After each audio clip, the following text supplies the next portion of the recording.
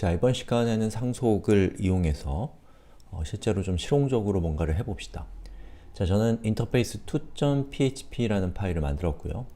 그리고 여기 SPL 파일 오브젝트 클래스를 이용을 해보겠습니다.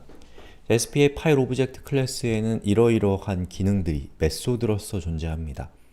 자, 그런데 이제 이 중에서 여러분이 원하는 게 없을 수도 있겠죠. 그러면 우리는 그걸 직접 구현을 해야 됩니다. 한번 봅시다. 자, 우선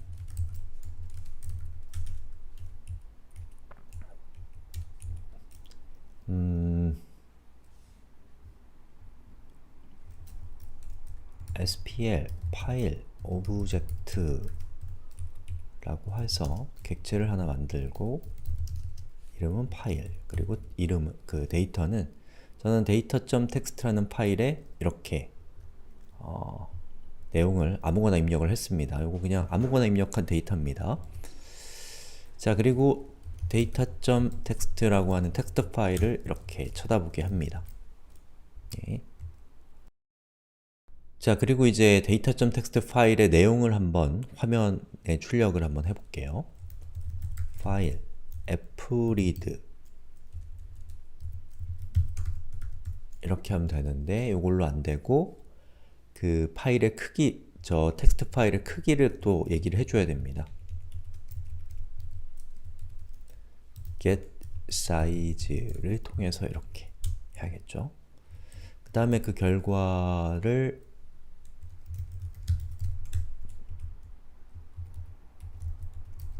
닷덤프로 이렇게 처리한 다음에 그걸 화면에다가 출력해보면 보시는 것처럼 이렇게 잘 출력이 되는 것을 볼 수가 있죠. 자, 그런데 이제 여기서 제가 이걸 한 번 더 카피를 해볼게요. 이렇게 카피를 하니까 어떻게 되나요? 요게 이제 두 번째 출력된 결과거든요. 요거에 대한 결과입니다. 그런데 스트링 0 결과가 없습니다. 왜 그럴까요? 자, 여기 있는 그림을 한번 보시죠. 저 데이터라고 하는 것이 data.txt의 내용이라고 한번 생각해 보세요. fread와 같은 메소드를 여러분이 호출을 할 때 인자로 얼만큼 데이터를 가져올 것인지, 여러분이 가져오고자 하는 데이터의 사이즈를 정하잖아요. 그래서 그 사이즈를 여러분이 정하고서 fread 메소드로 호출하면 어떻게 되냐면 내부적으로 커서라고 하는 것이 있어서 그 커서가 이렇게 여러분이 지정한 크기만큼, 여러분이 가져오겠다라고 지정한 데이터의 크기만큼 이동을 하고 이동한 만큼의 데이터를 우리한테 주는 겁니다. 그러면 이 상태에서 우리가 다시 fread를 하게 되면 저 커서는 지금 서 있는 저 위치를 기준으로 해서 움직이고 그 움직인 거리만큼의 데이터를 우리에게 준 다음에 저렇게 대기하고 있는 겁니다. 그렇기 때문에 우리가 그 데이터를 한번 전체적으로 싹 가져온 다음에 다시 호출을 하면 더 이상 가져올 게 없는 거예요. 왜냐? 저 커서가 제일 끝에 가 있는 상태이기 때문에 더 호출하면 그냥 계속 없는 상태가 되는 겁니다. 그럼 어떻게 해야지 우리가 다시 데이터를 가져올 수 있냐? 저 커서를 첫 번째 위치로 옮겨야 됩니다. 자, 한번 해볼까요? fread를 해서 전체를 다 가져오고 그 다음에 여기서 rewind라고 하는 메소드로 호출하고 다시 닷덤프를 해보면 보시는 것처럼 이번에는 전체를 다시 한번 가져올 수 있게 됩니다. 아셨죠? fread는 그런 속성을, 그런 성격을 또 가지고 있습니다. 자, 그럼 이제 여기서 제가 뭘 해볼 거냐면 여기 있는 이 파일 있잖아요. 저 파일에서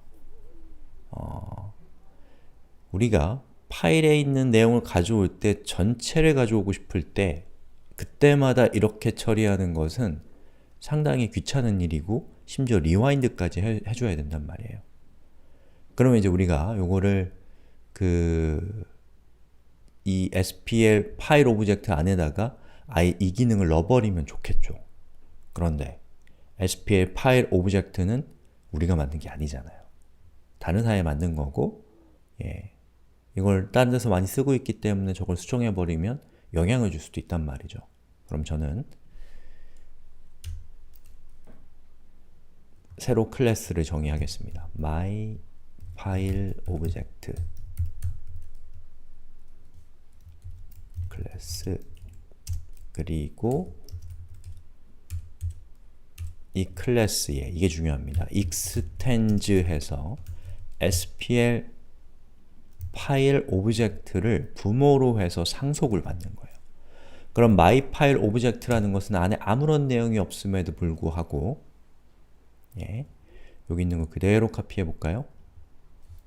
요거는 비활성화 시키고, 여기 있는 요것도 가져와야겠네요. 여기에서 SPL 파일 오브젝트 앞에를 my로 바꾸면 어떻게 되나요? 똑같이 동작을 해야 되는데 왜 안 하나요? extends 때문이네요. 이렇게.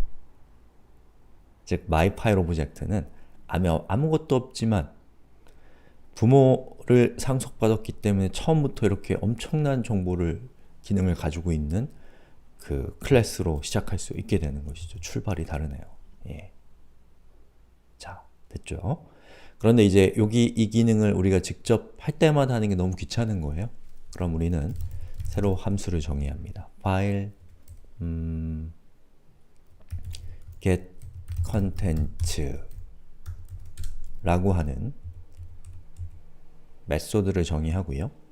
이 메소드는 뭘 리턴하냐면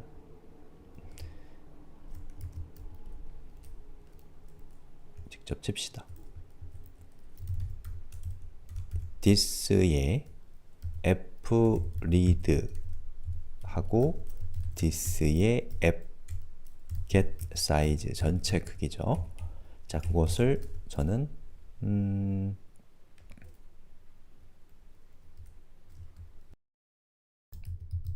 content라고 하겠습니다. 그리고 파일 아니죠. this의 rewind를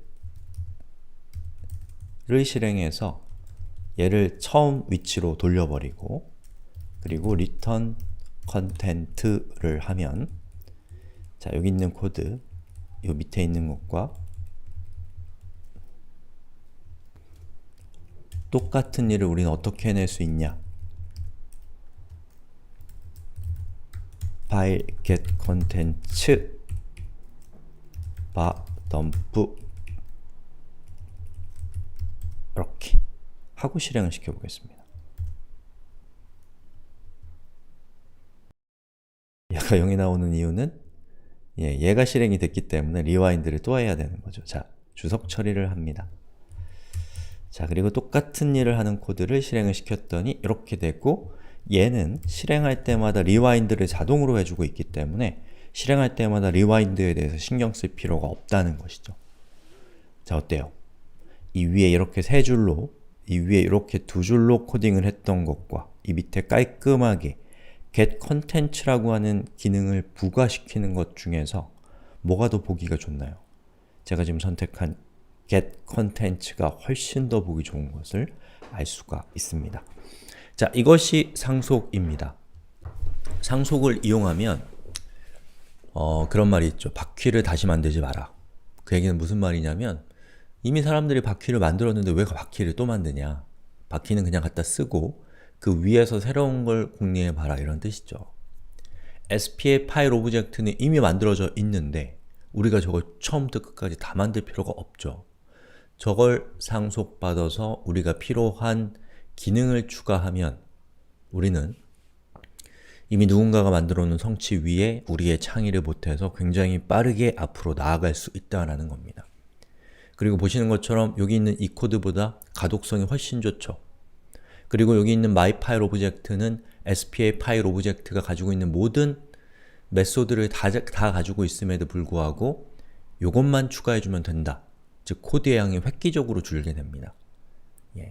그리고 만약에 이 SPA 파일 오브젝트가 여러분이 직접 만든 객체였다라고 한다면 여러분은 저 객체가 갖고 있는 메소드의 내용을 수정하면 그 객체를 상속받고 있는 모든 클래스에서 동시에 내용이 수정되는 폭발적인 유지보수의 편의성을 갖게 된다라는 것도 여러분이 느껴보셨으면 좋겠고, 상속이라는 것을 통해서 정말 많은 걸 할 수 있구나, 그런 설레임, 이거 잘 써보고 싶다, 그런 바램, 이런 것들을 여러분이 꼭 가지고 우리 수업을 들었으면 좋겠습니다.